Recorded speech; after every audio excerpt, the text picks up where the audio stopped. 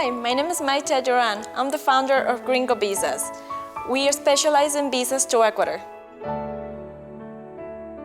We have bilingual staff ready to assist you in Connecticut, Quito, and in Cuenca. Gringo Visas is the only company that offers a one-stop shop. If you're looking to come to Ecuador and you want to spend time with your family members before you come to Ecuador, just mail us all the documents to our office in Connecticut. We will get it notarized, we will get it apostille, we will even take it to the Ecuadorian embassy to get those documents recognized, and we will let you know when your visa is approved and ready to be picked up at the Ecuadorian embassy in the US or Canada, or if you like to come in to Ecuador and get your visa in Ecuador also, we could have it ready. When I was here doing what I call my industrial espionage, I was talking with a lot of other expats, and they all suggested that I contact Maite, which I did do, and that's how I learned about her and decided instantly that I wanted to work with her. I liked her confidence. She definitely has the experience to get through the morass of filings and paperwork that has to be done, and if something comes up, she immediately just takes over and fixes whatever the problem might be. If you're trying to get a visa, I recommend getting your visa before you relocate to Ecuador. That way, you come with your visa in hand, there's nothing to worry about, especially documents getting expired, documents that need corrections. For example, you have the police report, which is only valid for 3 months, sometimes in 6 months. By getting your visa in the US, you know that you don't have to worry about that, especially if you're planning on shipping a container.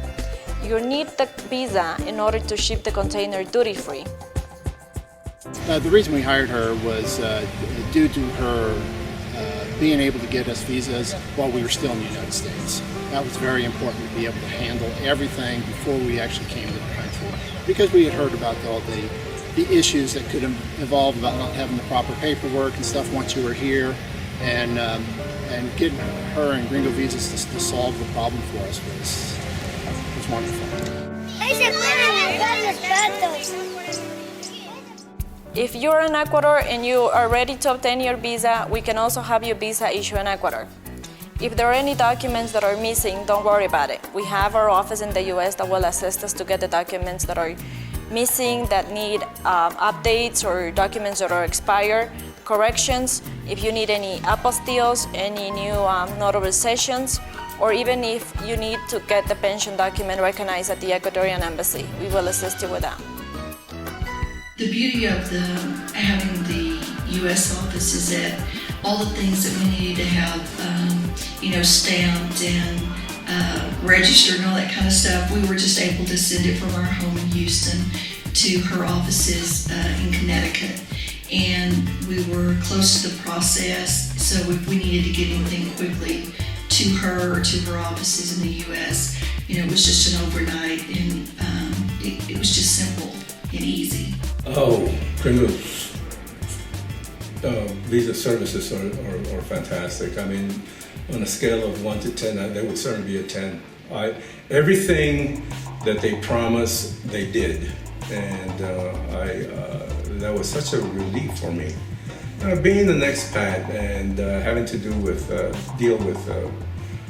agencies is daunting enough, even if you know the language. So the fact that they just guided me through the whole process was godsend. We have different type of visas. The most popular visas are the pension visas, CD investors visa, either in a CD policy or a real estate, and we also have the professional visa. The pension visa is a visa that it's obtained based on your retirement income. The minimum required income is $800 for one person, an additional $100 for each dependent. The way it works is you obtain a letter from either the Social Security office or the pension that you're getting from either your job or any other place that it gives you a pension for life. This document needs to be first notarized, then apostille, and it's the only document that needs to be recognized at the Ecuadorian embassy. The pension visa never expires, you don't have to renew it, and it's a one-time. Same thing with the investor's visa. You never have to renew it, and it doesn't expire. I do not recommend getting temporary visas if you're planning on living in Ecuador.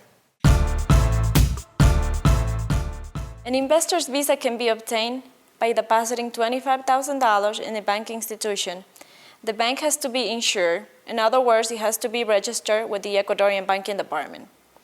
There is a minimum required for one visa. It's $25,000, and it's $500 for each additional dependent. For example, for a family of 3, you need $25,000 for the main visa, $500 for your spouse, and $500 for your child. This visa can also be obtained by purchasing real estate. The assessment value needs to be at least $25,000, and again, there is $500 additional that you need for each dependent. Maite was very good at explaining the different types of visas and what would be best for me, and in my case it was an investor's visa because I'm too young for a pensioner's visa, and we also decided that it would be best to go through Quito, and by doing that I had my visa in 3 weeks. The investor's visa, you must have property assessed at over $25,000. And that makes it nice because in my case, I didn't have to use my capital and do an additional CD. I could use my property as my visa. If you get your visa based on the property, on your real estate property, if you happen to sell the property, you will lose your visa. Therefore, my recommendation will be to have a plan B. If you need to sell your property, you need to get a CD bank account ahead of time to keep that as a support for your visa. That way, when you sell your property, your visa will still be valid. The professional visa is when you use the degree as a support for your visa. This visa is a little bit different. In order to apply for this visa, you need to enter the country with a 12-9. The 12-9 visa is a temporary visa for 180 days. This visa can be obtained at the Ecuadorian consulate in the US. It's very simple to obtain. It can be issued to you in 1 day if you have the requirement documents. The documents needed if you're looking to apply for a visa either in the US or in Ecuador are always the same. You're always gonna need your police report, your marriage license, the passport pictures. All of these documents need to be notarized in apostille in the US. If you're looking to apply for your visa in the US, we can use a local police report or state police report. If you're looking to apply for your visa after entering Ecuador, I strongly recommend getting an FBI report, as the authorities are getting a little bit more strict with that, and every time they're asking for FBI reports. An apostille validates the document. The document needs to be notarized and apostille in the US. A notary can sign the document, and then it needs to be taken to the Secretary of the State. What they will do is they will certify that the notary belongs to that state.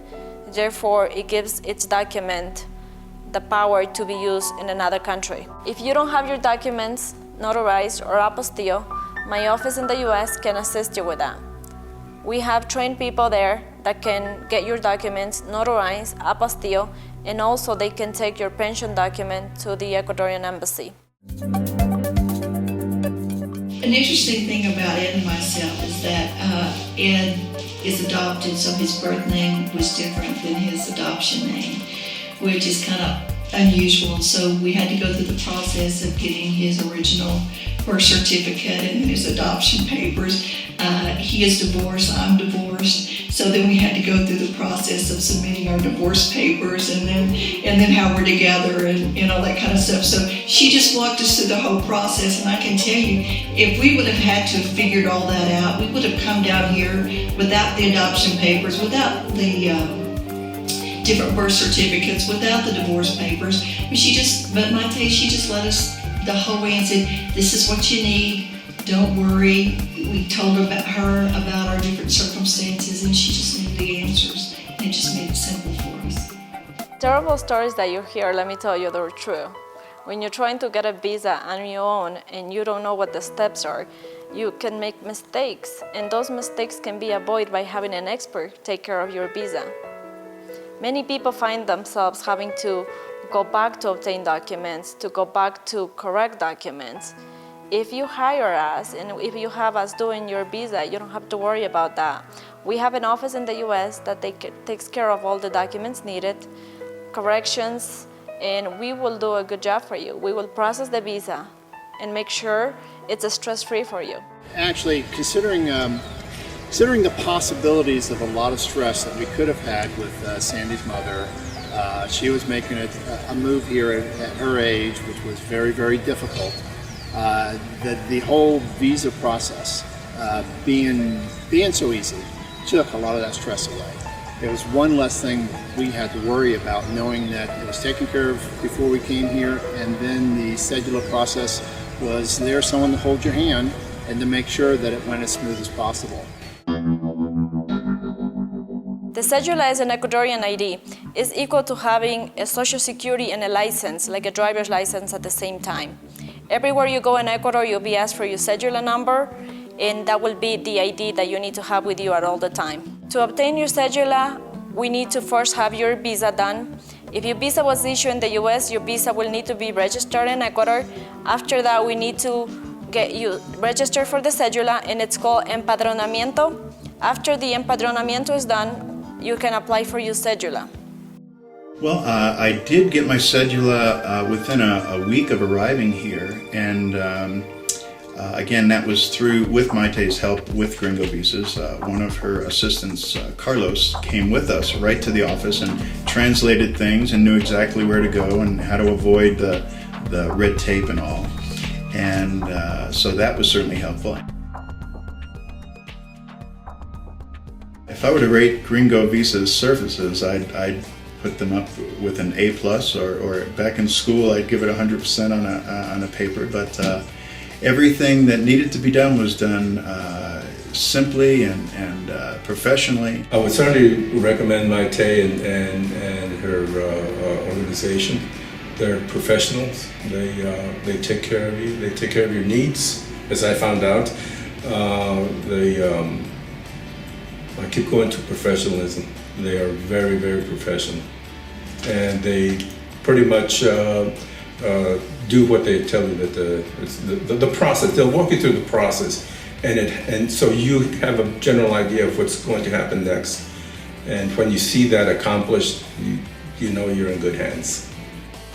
I would recommend Gringo Visas to other people for actually several reasons. One is that Maite has lived in the U.S., she's lived in Ecuador, she understands both cultures, she knows how to get things done in the U.S., she knows how to get things done in Ecuador, and having the office in two places is a real benefit. Plus, she does this all day, every day, it's all she does. I think the strongest recommendation that I could give about Gringo Visa is just literally customer servicing. Maite has spent a lot of years in the United States. She understands kind of how we're wired. She understands that customer servicing, the response time is so important. And I would think if you're looking for someone, if you're really interested in coming down here and you just want to get the job done in a manner that's fast, stress-free, then I think Gringo Visa is the place you need to be.